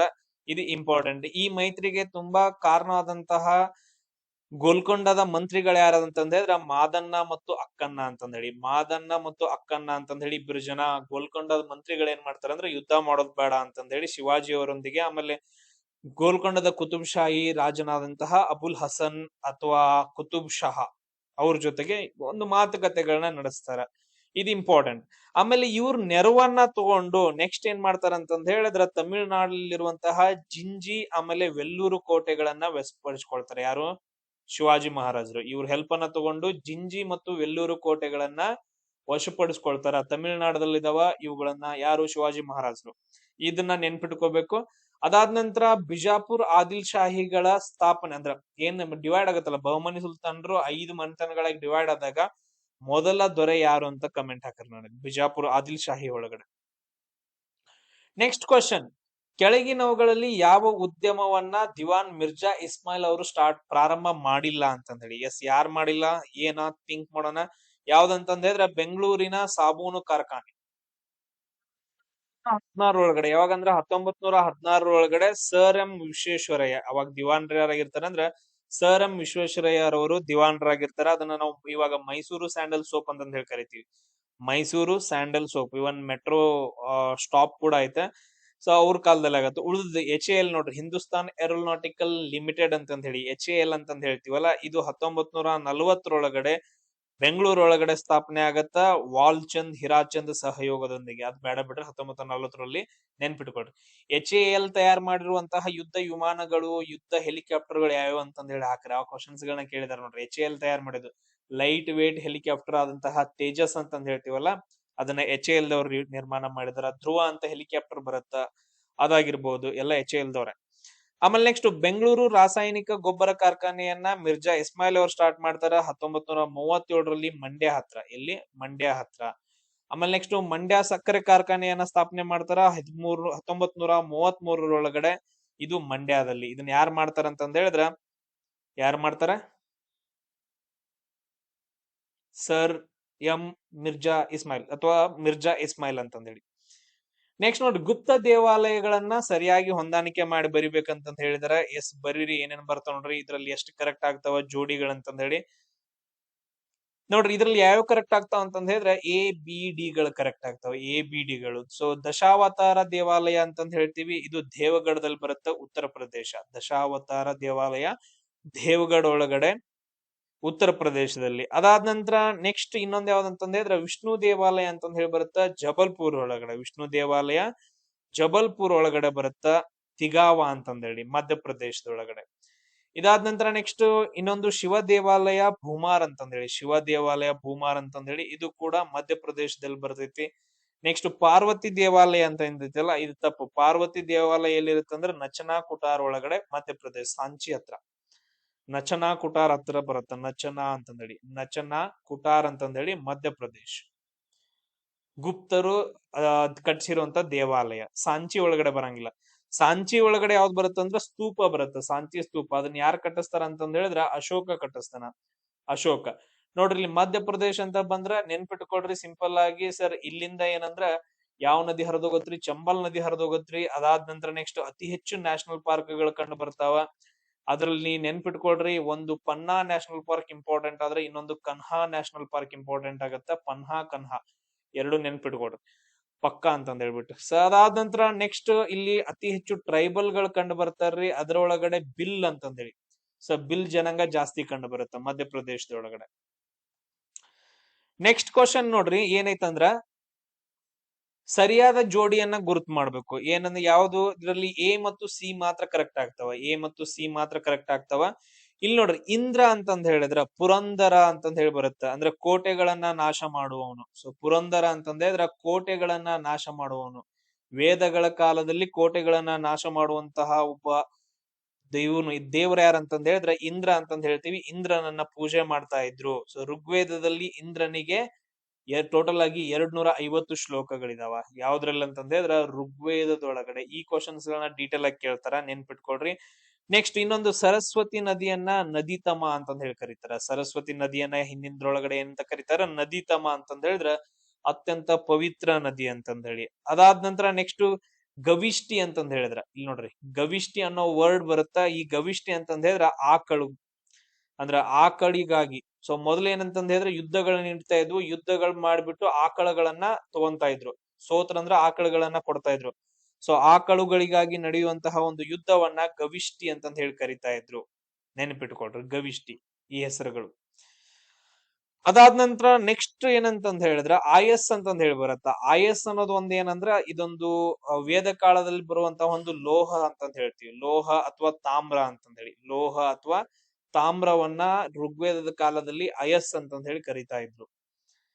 ನೆಕ್ಸ್ಟ್ 1827ರಲ್ಲಿ ಹರಪ್ಪದ ಬೃಹತ್ ದಿಬ್ಬಗಳ ಬಗ್ಗೆ ಮೊದಲು ವರದಿ ಮಾಡಿದವ್ರು ಯಾರು ಅಂತಂದೇಳಿ, ಯಾರ್ಲಂತಂದ ಹೇಳಿದ್ರ ಚಾರ್ಲ್ಸ್ ಮ್ಯಾಸನ್ ಅಂತಂದ್ ಹೇಳ್ತೀವಿ. ಯಾರು? ಚಾರ್ಲ್ಸ್ ಮ್ಯಾಸನ್ ಅವರು ಮೊದಲ ಬಾರಿಗೆ ಹರಪ್ಪದ ಅವಶೇಷಗಳನ್ನ ಪತ್ತೆ ಹಚ್ತಾರ 1826 ಟೈಮ್ ಒಳಗಡೆ. ಯಾವಾಗ? 1826 ಟೈಮ್ ಅಲ್ಲಿ. ಸೊ ಈಸ್ಟ್ ಇಂಡಿಯಾ ಕಂಪನಿಯ ಮಾಜಿ ಸೈನಿಕ ಇವನು ಮ್ಯಾಸನ್ ಇದ್ದ ಏನ್ ಮಾಡ್ತಂದ್ರ, ಸೊ ಹರಪ್ಪದ ಹತ್ರ ಹೋಗುವಾಗ ಸೊ ಮಣ್ಣಿನ ದಿಬ್ಬಗಳನ್ನ ಕಂಡುಕೊಂಡೆ ಅಂತಂದ ಹೇಳಿ ತಮ್ಮ ಗ್ರಂಥದಲ್ಲಿ ಬರೀತಾರ ಚಾರ್ಲ್ಸ್ ಮ್ಯಾಸನ್ ಅನ್ನೋರು. ಅದಾದ ನಂತರ ನೆಕ್ಸ್ಟ್ ಇಂಪಾರ್ಟೆಂಟ್ ಇದರಲ್ಲಿ ಬರೋ ಅಂತಂದ್ ಹೇಳಿದ್ರ ಅಲೆಕ್ಸಾಂಡರ್ ಕನ್ನಿಂಗ್ ಹ್ಯಾಮ್ ಅಂತಂದ್ ಹೇಳಿ. ಏನ್ ಇವನು ಯಾಕೆ ಇಂಪಾರ್ಟೆಂಟ್? ಯಾಕಂದ್ರ 1853 ಮತ್ತು 1873ರಲ್ಲಿ ಸೊ ಇವನ್ ಏನ್ ಮಾಡ್ತಾ ಅಂತಂದ್ ಹೇಳಿದ್ರ ಆಲ್ಮೋಸ್ಟ್ ಸೊ ಇವನಿಂದಾನೇ ಆರ್ಕಿಯೋಲಾಜಿಕಲ್ ಸರ್ವೆ ಆಫ್ ಇಂಡಿಯಾ ಸ್ಥಾಪನೆ ಆಗುತ್ತೆ ಆ ಟೈಮ್ ಅಲ್ಲಿ. ಆರ್ಕಿಯೋಲಾಜಿಕಲ್ ಸರ್ವೆ ಆಫ್ ಇಂಡಿಯಾ ಯಾರು? ಅಲೆಕ್ಸಾಂಡರ್ ಕನ್ನಿಂಗ್ ಹ್ಯಾಮ್ ಇಂದ. ಆಮೇಲೆ ಇವರು ಪ್ರಥಮ ಡೈರೆಕ್ಟರ್ ಕೂಡ 1853ರಲ್ಲಿ ಪ್ರಥಮ ಡೈರೆಕ್ಟರ್ ಯಾವ್ದಕ್ಕೆ? ಆರ್ಕಿಯೋಲಾಜಿಕಲ್ ಸರ್ವೆ ಆಫ್ ಇಂಡಿಯಾಗೆ. ನೆಕ್ಸ್ಟ್ ಇನ್ನೊಬ್ಬ ಪರ್ಸನ್ ಯಾರು ಬರ್ತಾರ ಅಂದ್ರ ಜೇಮ್ಸ್ ಪ್ರಿನ್ಸೆಪ್ ಅಂತಂದೇಳಿ. ಇವ್ರ ಬಗ್ಗೆ ನಿಮ್ಗೆ ಗೊತ್ತೈತೆ 1837ರಲ್ಲಿ ಈ ಪರ್ಸನ್ ಇಲ್ಲ ಅಂತಂದ ಹೇಳಿದ್ರೆ ನಮಗ ಅಶೋಕನ ಬಗ್ಗೆ ಗೊತ್ತಾಗ್ತಿರ್ಲಿಲ್ಲ. ಯಾಕಂದ್ರೆ ಅಶೋಕನ ಬ್ರಾಹ್ಮಿ ಲಿಪಿಯನ್ನ ಮೊದಲ ಬಾರಿಗೆ ಅಂಡರ್ಸ್ಟ್ಯಾಂಡಿಂಗ್ ಮಾಡ್ಕೊಂಡವ್ ಯಾರಂದ್ರ ಜೇಮ್ಸ್ ಪ್ರಿನ್ಸೆಪ್ ಅಂತಂದ ಹೇಳ್ತೀವಿ. ನೆಕ್ಸ್ಟ್ ಬರೋನು ದಯಾರಾಮ್ ಸಹಾನಿ ಅಂತಂದ ಹೇಳಿ. ನಿಮ್ಗೆ ಇದ್ರ ಬಗ್ಗೆ ಗೊತ್ತೈತೆ. ಹರಪ್ಪ ನಗರವನ್ನ ಕಂಡಿಡಿದವ್ರು ಯಾರಂತಂದ ಹೇಳಿದ್ರ 1921ರಲ್ಲಿ ದಯಾರಾಮ್ ಸಹಾನಿ ಅಂತಂದ ಹೇಳಿ. ದಯಾರಾಮ್ ಸಹಾನಿ. ಇಷ್ಟು ನೇಮ್ಸ್ ಗಳನ್ನ ನೀವು ಪ್ರಾಪರ್ ಆಗಿ ನೆನ್ಪಿಟ್ಕೋಬೇಕು. ಆಮೇಲೆ ನೆಕ್ಸ್ಟ್ ನೋಡ್ರಿ, ಈ ಹರಪ್ಪ ನಗರ ಯಾವ ನದಿಯ ದಡದಲ್ಲಿ ಐತೆ ಅಂದ್ರ ರಾವಿ ನದಿಯ ದಡದಲ್ಲಿ ಐತೆ. ಯಾವ ನದಿ ದಡದಲ್ಲಿ ಐತೆ? ರಾವಿ ನದಿ ದಡದಾಗೈತೆ. ನೆಕ್ಸ್ಟ್ ಕ್ವಶನ್, ಕೆಳಗಿನವುಗಳಲ್ಲಿ ಬೋಧಿಸತ್ವಗಳನ್ನ ಗುರುತಿಸಿ ಅಂತಂದೇಳಿ. ಬೋಧಿಸತ್ವ ಅಂತಂದ್ ಹೇಳಿದ್ರೆ ಏನಿದ್ ಬೋಧಿಸತ್ವ? ಎಲ್ಲಾನು ಬರ್ತಾವ. ಸೊ ಮಂಜುಶ್ರೀ ಅಂತಂದ್ ಹೇಳಿ, ಅದಾದ ನಂತರ ನೆಕ್ಸ್ಟ್ ಅಮಿತಾಬ್ ಅಂತಂದ್ ಹೇಳಿ, ವೈರೋಚನ, ಆಮೇಲೆ ಅವಲೋಕಿತೇಶ್ವರ ಅಂತಂದ್ ಹೇಳಿ. ಸೊ ಮಂಜುಶ್ರೀ ಅಂತಂದ್ ಹೇಳಿದ್ರೆ ಜ್ಞಾನದ ಬೋಧಿಸತ್ವ ಅಂತಂದ್ ಹೇಳ್ತೀವಿ. ಅದಾದ ನಂತರ ಅಮಿತಾಬ್ ಅಂತಂದ್ ಹೇಳಿದ್ರೆ ಅಪರಿಮಿತ ಬೆಳಕಿನ ಬುದ್ಧ ಅಂತಂದ್ ಹೇಳಿ. ವೈರೋಚನ ಅಂತಂದ್ ಹೇಳಿದ್ರೆ ದಿವ್ಯ ಜ್ಞಾನ. ಅವಲೋಕಿತ ಸ್ವರ ಅಂತಂದ್ ಹೇಳಿದ್ರ ಪದ್ಮಪಾಣಿ ಅಥವಾ ಕರುಣೆಯ ಬೋಧಿಸತ್ವ ಅಂತಂದ್ ಹೇಳಿ. ಕೈಯಲ್ಲಿ ಪದ್ಮ ಅಥವಾ ಕಮಲವನ್ನ ಹೂ ಇರುತ್ತದೆ. ಸೊ ಇವೇನಂತಂದ್ ಹೇಳಿದ್ರ ಬೋಧಿಸತ್ವಗಳು. ಇವು ABCD ಎಲ್ಲವೂ ಬರ್ತಾವ. ಇನ್ನು ನಾ ನಿಮ್ಗೆ ಕಂಪ್ಲೀಟ್ ಆಗಿ ಎಕ್ಸ್ಪ್ಲನೇಷನ್ ಕೊಟ್ರು ಕೂಡ ಏನು ಬರಂಗಿಲ್ಲ. ಈಗ ವಜ್ರಪಾಣಿ ಅಂತಂದ್ ಹೇಳ್ತೀವಿ. ಕೈಯಲ್ಲಿ ವಜ್ರಾಯುಧವನ್ನ ಹಿಡಿದಿರುವಂತಹ ಬೋಧಿಸತ್ವ ಅಂತಂದ್ ಹೇಳ್ತೀವಿ. ಚೆಕ್ ಮಾಡ್ರಿ, ನಿಮ್ಗೆ ಗೊತ್ತಾಗತ್ತ ವಜ್ರಪಾಣಿ ಅಂತಂದ್ ಹೇಳಿ. ಈಸಿ ಅರ್ಥ ಆಗತ್ತ. Next viceroy Lord Ripon ಬಗ್ಗೆ ಬಹಳ ಇಂಪಾರ್ಟೆಂಟ್. ಲಾರ್ಡ್ ರಿಪ್ಪನ್ ಅನ್ನೋನು 1880ರಿಂದ 84ರವರೆಗೂ ಬರ್ತಾನ. 1880ರಿಂದ 84ರವರೆಗೂ ಆಳ್ವಿಕೆ ನಡೆಸ್ತಾನ. ಇದರಲ್ಲಿ ಅವನಿಗೆ ಸಂಬಂಧಪಟ್ಟಿರೋದು ABCಗಳು ಸರಿ ಹೋಗ್ತಾವ, ಇದು ರಾಂಗ್ ಆಗತ್ತ. ಅದನ್ನ ನೋಡೋಣ ಒಂದೊಂದಾಗಿ. ಇವನೇನ್ ಮಾಡ್ತಾನ ಅಂದ್ರೆ 1881ರಲ್ಲಿ ಮೊದಲ ಕಾರ್ಖಾನೆ ಕಾಯ್ದೆಯನ್ನ, ಫಸ್ಟ್ ಫ್ಯಾಕ್ಟರಿ ಆಕ್ಟ್ ಅನ್ನ ಜಾರಿಗೆ ತಂದವನು ಲಾರ್ಡ್ ರಿಪ್ಪನ್ 1881ರಲ್ಲಿ ತಗೊಂಡ್ಬರ್ತಾನೆ. ಯಾಕಂತಂದ ಹೇಳಿದ್ರೆ ಇದನ್ನ ಫಸ್ಟ್ ಫ್ಯಾಕ್ಟರಿ ಆಕ್ಟ್ ತಗೊಂಡ್ಬಂದು ಮಕ್ಕಳ ಕಾರ್ಮಿಕ ಪದ್ಧತಿಯನ್ನ ತಡೆ ಹಿಡಿತಾನ. ಮಕ್ಕಳನ್ನ ಏನ ಮಾಡೋದಂಗಿಲ್ಲ, ಬಳಸೋಂಗಿಲ್ಲ ಅಂತಂದೇಳಿ ಕಾರ್ಮಿಕರಾಗಿ. So first factory act. Next 1882ರಲ್ಲಿ ಸ್ಥಳೀಯ ನಿರ್ಣಯಗಳನ್ನ ಹೊರಡಿಸುವ ಸಲುವಾಗಿ ಜಿಲ್ಲಾ ಮಂಡಳಿ ಮತ್ತು ತಾಲೂಕ್ ಮಂಡಳಿಗಳನ್ನ ಸ್ಥಾಪನೆ ಮಾಡ್ತಾನ. ನೋಡ್ರಿ 1880ರಲ್ಲಿ ಸ್ಥಳೀಯ ಸರ್ಕಾರಗಳ ಪಿತಾಮಹ ಅಂತ ಕರಿತೀವಲ್ಲ ಯಾರನ್ನ? ಸರ್ ಲಾರ್ಡ್ ರಿಪ್ಪನ್ ಅನ್ನ. ಇದಕ್ಕೋಸ್ಕರ ಇವನೇನ್ ಮಾಡ್ತಾನ ಅಂದ್ರೆ ಜಿಲ್ಲಾ ಮಂಡಳಿ ಮತ್ತು ತಾಲೂಕ್ ಮಂಡಳಿಯನ್ನ ಸ್ಥಾಪನೆ ಮಾಡ್ತಾನೆ. ಈ ಹೆಂಗ ನಮ್ಮಲ್ಲಿ ಜಿಲ್ಲಾ ಪಂಚಾಯತ್ ತಾಲೂಕ್ ಪಂಚಾಯತ್ ಐತಲ್ಲ ಆ ತರ. ನೆಕ್ಸ್ಟ್ ಕ್ವಶನ್, ಮೈಸೂರು ಒಡೆಯರ್ ರಾಜವಂಶದ ಅಧಿಕಾರವನ್ನ ಮರುಸ್ಥಾಪನೆ ಮಾಡೋಕೆ ಇವನೇ ಕಾರಣ ಆಗ್ತಾನ. ಏನ್ ಮಾಡ್ತಾನಂದ್ರ 1881ರೊಳಗಡೆ ಸೊ ಅಲ್ಲಿ ಕಮಿಷನರ್ ಆಳ್ವಿಕೆ ಇರುತ್ತಲ್ಲ, ಕಮಿಷನರ್ ಆಳ್ವಿಕೆ ವಿಡಿಯೋಸ್ ಎಲ್ಲ ಮಾಡಿ ಹಾಕೇನ್ ನೋಡ್ರಿ. ಕಮಿಷನರ್ ಆಳ್ವಿಕೆಯನ್ನ ರಿಟರ್ನ್ ಯಾರಿಗೆ ಕೊಡ್ತಾರ ಅಂದ್ರ 10ನೇ ಚಾಮರಾಜೇಂದ್ರ ಒಡೆಯರಿಗೆ ಕೊಡ್ತಾರ. 10ನೇ ಚಾಮರಾಜೇಂದ್ರ ಒಡೆಯರ್ ಅವ್ರಿಗೆ ನೀವ ತಗೊಳ್ರಪ್ಪ ನಿಮ್ ಸಾಮ್ರಾಜ್ಯವನ್ನ ಅಂತಂದೇಳಿ ರಿಟರ್ನ್ ಕೊಡ್ತಾರ. ಇನ್ನ ಇಂಪಾರ್ಟೆಂಟ್ ಏನಂತಂತ ಹೇಳಿದ್ರ ಇಲ್ಲಿ ನೋಡ್ರಿ 1878ರಲ್ಲಿ ಈ ಪಾಯಿಂಟ್ ಬಹಳ ಇಂಪಾರ್ಟೆಂಟ್ ನೆನ್ಪಿಟ್ಕೊಡ್ರಿ. 1878ರಲ್ಲಿ ವರ್ನಾಕ್ಯುಲರ್ ಪ್ರೆಸ್ ಆಕ್ಟ್ ಅನ್ನ ಜಾರಿಗೆ ತಗೊಂಡು ಬಂದಾವ್ ಯಾರಂತಂತ ಹೇಳಿದ್ರೆ ಲಾರ್ಡ್ ಲಿಟ್ಟನ್ ಅಂತಂದ ಹೇಳಿ. ಬಹಳ ಸರಿ ಕ್ವಶನ್ ಕೇಳಿದಾರ.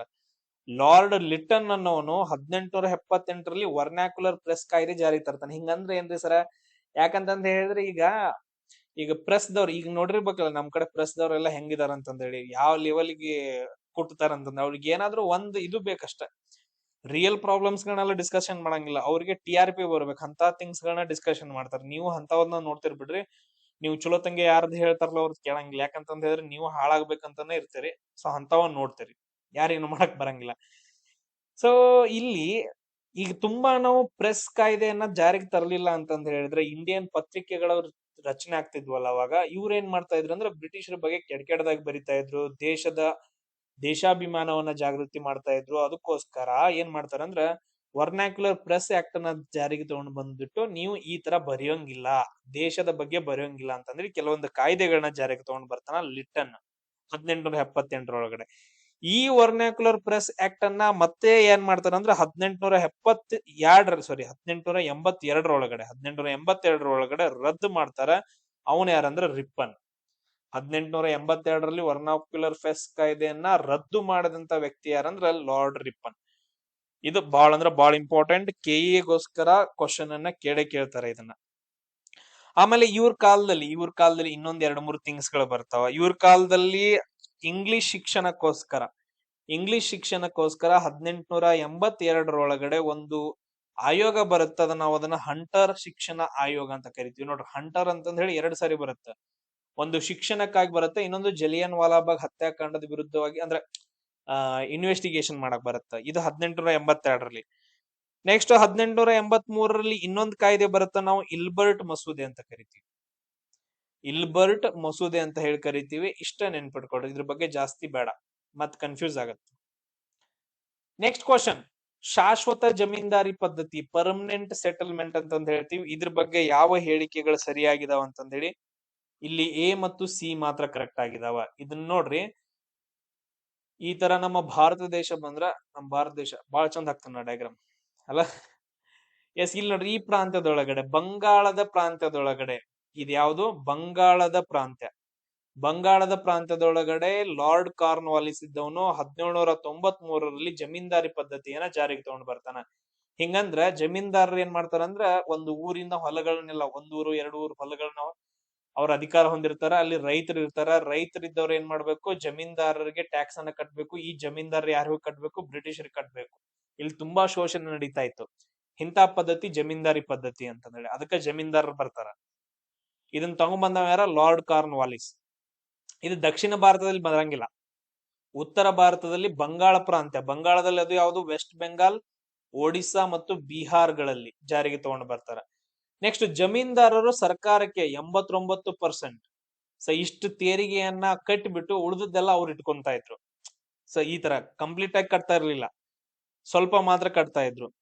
ಅದಾದ ನಂತರ ಇನ್ನೊಂದು ಬರುತ್ತೆ ನೋಡ್ರಿ, ಈ ಕಡೆ ಮದ್ರಾಸ್ ಪ್ರಾಂತ್ಯದಲ್ಲಿ ಇನ್ನೊಂದು ಬರುತ್ತ ಇಂತಾದ ಸೇಮ್ ಪದ್ಧತಿ. ಅದನ್ನ ನಾವು ರೈತವಾರಿ ಪದ್ಧತಿ ಅಂತ ಕರಿತೀವಿ. ಇಲ್ಲಿ ಜಮೀನ್ದಾರರು ಯಾರಿಲ್ಲ, ರೈತರ ಏನಂದ್ರೆ ಹೊಲದ ಮಾಲೀಕರಾಗಿರ್ತಾರೆ. ಡೈರೆಕ್ಟ್ ಆಗಿ ರೈತರ ಏನಪ್ಪಾ ಅಂದ್ರೆ ಬ್ರಿಟಿಷರಿಗೆ ಹೋಗಿ ಟ್ಯಾಕ್ಸ್ ಅನ್ನ ಕಟ್ಬೇಕು. ಇಂಥದನ್ನ ನಾವು ರೈತವಾರಿ ಪದ್ಧತಿ ಅಂತ ಕರಿತೀವಿ. ಇದು ಇಂಪಾರ್ಟೆಂಟ್ ಯಾಕಂತಂದ್ ಹೇಳಿದ್ರ ಇಲ್ಲಿ ಶೋಷಣೆ ನಡೀತಾ ಇರ್ಲಿಲ್ಲ. ಇದನ್ನ ದಕ್ಷಿಣ ಭಾರತದಲ್ಲಿ ಜಾರಿಗೆ ತಗೊಂಡ್ ಬಂದವ ಯಾರಂದ್ರ ಥಾಮಸ್ ಮನ್ರೋ ಅಂತಂದ್ ಹೇಳ್ತೀವಿ. ಥಾಮಸ್ ಹೆಕ್ಟರ್ ಮನ್ರೋ ಅಂತಂದ್ ಹೇಳಿ ಇವನ್ ಏನ್ ಮಾಡ್ತಾನಂದ್ರ ರೈತವಾರಿ ಪದ್ಧತಿಯನ್ನ ಜಾರಿಗೆ ತಗೊಂಡ್ ಬರ್ತಾನ. ನೆಕ್ಸ್ಟ್ ನೋಡ್ರಿ, ಗಾಂಧೀಜಿ ಅವರು ದಕ್ಷಿಣ ಆಫ್ರಿಕಾಕ್ಕೆ ಏಕೆ ಹೋದರು ಅಂತಂದ್ ಹೇಳಿ. ಯಾಕಂತಂದ್ ಹೇಳಿದ್ರ ಮಜಾ ಮಾಡಕ. ಓಪನ್ ಆಗಿ ಹೇಳ್ಬೇಕಂದ್ರೆ ಗಾಂಧೀಜಿ ಅಷ್ಟ್ ಇಷ್ಟ ಆಗಂಗಿಲ್ರು. ಅವರು ಏನೇನೋ ಮಾಡಿದಾರ. ಇವರು ಇಂಡಿಯಾಕ್ ಹೆಲ್ಪ್ ಮಾಡಿದಾರೋ ಏನು ಬ್ರಿಟಿಷರಿಗೆ ಹೆಲ್ಪ್ ಮಾಡಿದಾರೋ ಅನ್ನೋದ ಬಹಳ ಒಂದು ಥಿಂಗ್ ಐತೆ. ಏನ್ ಮಾಡದ ಇರ್ಲಿ ಬಿಡ್ರಿ. ಇವ್ರೇನಂತಂದ್ ಹೇಳಿದ್ರೆ ಗುಜರಾತಿನ ಉದ್ಯಮಿಯೊಬ್ಬರ ಪ್ರಕರಣದ ಪರವಾಗಿ ವಾದ ಮಾಡೋಕೆ ಎಲ್ಲಿಗೆ ಹೋಗ್ತಾರಂದ್ರ ದಕ್ಷಿಣ ಆಫ್ರಿಕಾಕ್ ಹೋಗ್ತಾರ, ಸೌತ್ ಆಫ್ರಿಕಾಕ್ ಹೋಗ್ತಾರ. ಅಲ್ಲಿ ಒಂದು ಟ್ರೈನ್ದೊಳಗಡೆ ಇವ್ರಿಗೆ ಏನಾಗತ್ತ, ತುಂಬಾ ಅಸಹ್ಯ ಆಗತ್ತ. ಯಾಕಂದ್ರ ಬ್ರಿಟಿಷರ್ ಇದ್ದವರು ನೀನೊಬ್ಬ ಕರಿಯ, ನೀನ್ ಇಲ್ಲಿ ಟ್ರೈನ್ ಹತ್ತಂಗಿಲ್ಲ ಅಂತಂದೇಳಿ ಅವ್ರನ್ನ ಟ್ರೈನ್ ಇಂದ ಇಳಿಸ್ತಾರ. ಅಲ್ಲಿ ಏನ್ ನಡೀತಾ ಇರುತ್ತೆ ಆ ಟೈಮ್ ಒಳಗಡೆ ವರ್ಣ ಕ್ರಾಂತಿ ಅಂತ ಹೇಳ್ತೀವಿ ನೋಡ್ರಿ. ಒಂಥರ ಜಾತಿ ಭೇದದ ಬಗ್ಗೆ ನಡೀತಾ ಇರುತ್ತೆ, ಕಲರ್ ಬಗ್ಗೆ ಎಲ್ಲ ವರ್ಣ ಭೇದ ಕ್ರಾಂತಿ ಸಮಥಿಂಗ್ ಏನ್ ನಡೀತಾ ಇರುತ್ತ. ಸೊ ಅದು ಇಂಪಾರ್ಟೆಂಟ್. ಆಮೇಲೆ ನೆಕ್ಸ್ಟ್ ಇವ್ರು ರಿಟರ್ನ್ ದಕ್ಷಿಣ ಆಫ್ರಿಕಾದಿಂದ ರಿಟರ್ನ್ ಬರ್ತಾರ 1905 ಜನವರಿ 9. 1905 ಅಲ್ಲ, ಇದು 1915 ಜನವರಿ 9ಕ್ಕೆ ರಿಟರ್ನ್ ಬರ್ತಾರ. ರಿಟರ್ನ್ ಬಂದ ನಂತರ ಈ ಜನವರಿ 9 ಏನೈತಲ್ಲ, ಇದನ್ನ ಇವಾಗ ನರೇಂದ್ರ ಮೋದಿಜಿ ಅವರು ಭಾರತೀಯ ಪ್ರವಾಸಿ ದಿನ ಅಂತಂದ್ ಹೇಳಿ ಆಚರಣೆ ಮಾಡ್ತಿದಾರ. ಏನಂತ ಆಚರಣೆ ಮಾಡ್ತಿದಾರ? ಭಾರತೀಯ ಪ್ರವಾಸಿ ದಿನ ಅಂತಂದ್ ಹೇಳಿ ಆಚರಣೆ ಮಾಡ್ತಾ ಇದಾರ. ಗಾಂಧೀಜಿ ಅವರು ದಕ್ಷಿಣ ಆಫ್ರಿಕಾದಿಂದ ಭಾರತಕ್ಕೆ ಮರಳಿ ಬಂದಿದ್ದಾರೆ ಅನ್ನೋ ಒಂದು ಖುಷಿಗೆ.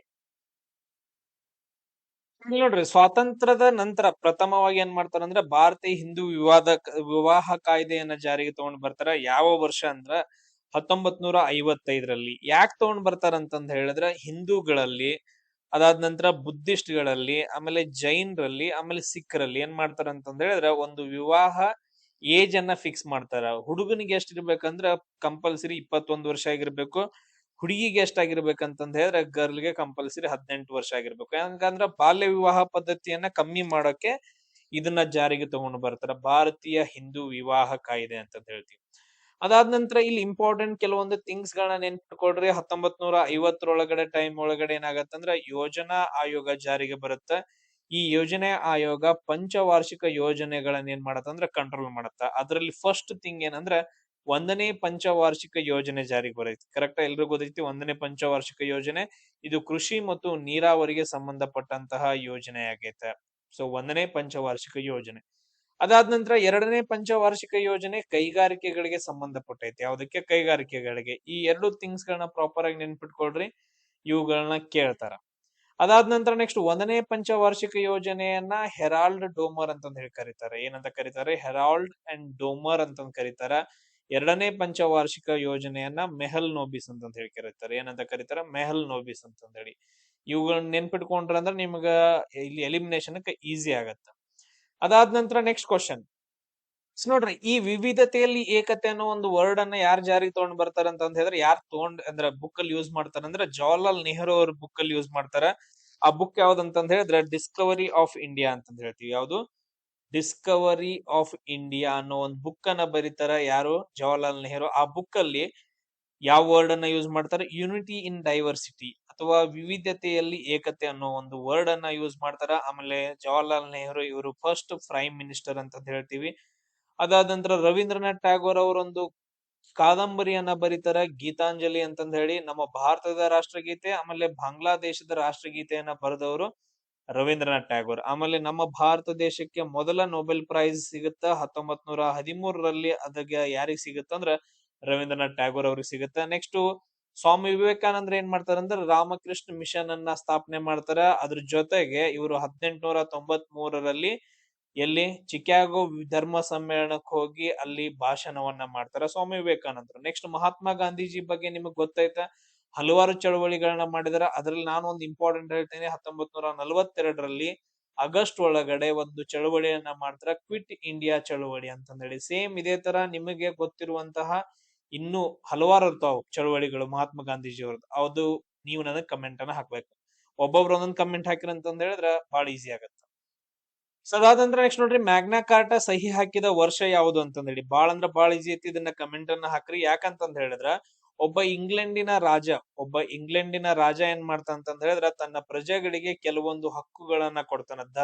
ಧರ್ಮವನ್ನ ಆಚರಣೆ ಮಾಡೋಕೆ, ಹಬ್ಬಗಳನ್ನ ಆಚರಣೆ ಮಾಡೋಕೆ. ಅದು ಫಸ್ಟ್ ಟೈಮ್ ಅಂದ್ರೆ ಅಂದ್ರೆ ಫಂಡಮೆಂಟಲ್ ರೈಟ್ಸ್ ಅಂತಂದ್ ಬರ್ತಾವಲ್ಲ, ಅಂದ್ರೆ ಜೀವನಕ್ಕೆ ಬೇಕಾಗುವಂತ ಮೂಲಭೂತ ಹಕ್ಕುಗಳು ಅಂತಂದ್ ಹೇಳಿ. ಸೊ ಅದಕ್ಕೋಸ್ಕರ ಅದನ್ನ ಮ್ಯಾಗ್ನಾ ಕಾರ್ಟಾ ಅಂತ ಹೇಳಿ ಕರಿತೀವಿ.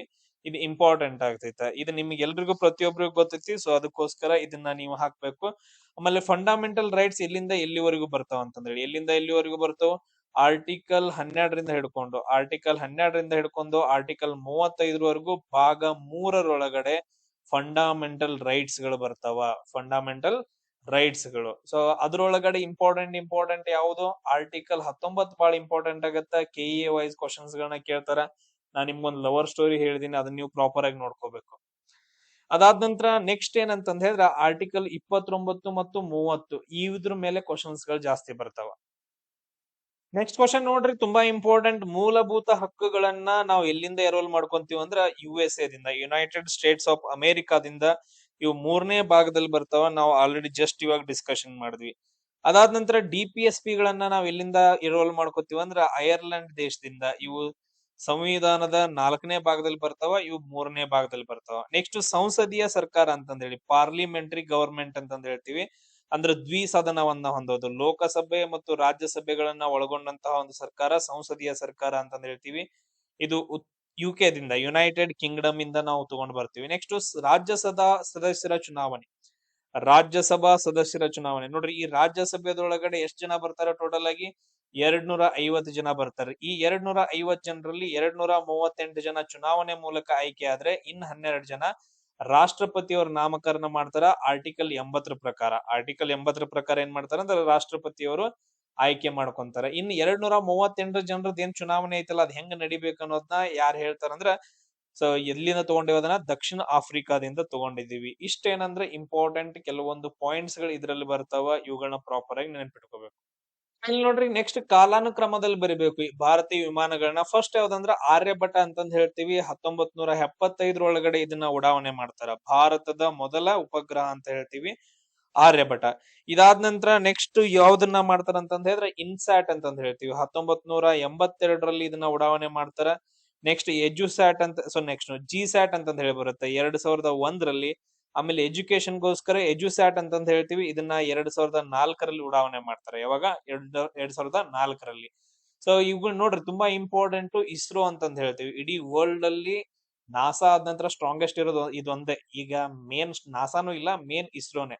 ಸೊ ಇಸ್ರೋದ್ ಹೆಡ್ ಕ್ವಾರ್ಟರ್ಸ್ ಎಲ್ಲೈತೆ ಅಂತ ನಂಗೆ ಕಮೆಂಟ್ ಹಾಕ್ರಿ. ಸೊ ಇಲ್ಲಿ ನೋಡ್ರಿ ಕೆಲವೊಂದು ಇಂಪಾರ್ಟೆಂಟ್ ಪಾಯಿಂಟ್ ಗಳು ಇಸ್ರೋ ಬಗ್ಗೆ. ನೋಡ್ರಿ, ಇಸ್ರೋದಲ್ಲಿ ಫಸ್ಟ್ ಒನ್ ಏನ್ ಮಾಡ್ತೀವಿ ಅಂದ್ರೆ ಆರ್ಯಭಟ ಅಂತಂದ್ ಹೇಳ್ತೀವಲ್ಲ, ಈ ಆರ್ಯಭಟವನ್ನ ನಾವು ಹಾರಿಸ್ಬಿಡಂಗಿಲ್ಲ. ಇದನ್ನ ನಾವು ರಷ್ಯಾದವರ ಹೆಲ್ಪ್ ಇಂದ 1975 ಮೊದಲ ಬಾರಿಗೆ ಏನ್ ಮಾಡ್ತಾರಂದ್ರೆ ಉಡಾವಣೆ ಮಾಡ್ತಾರ.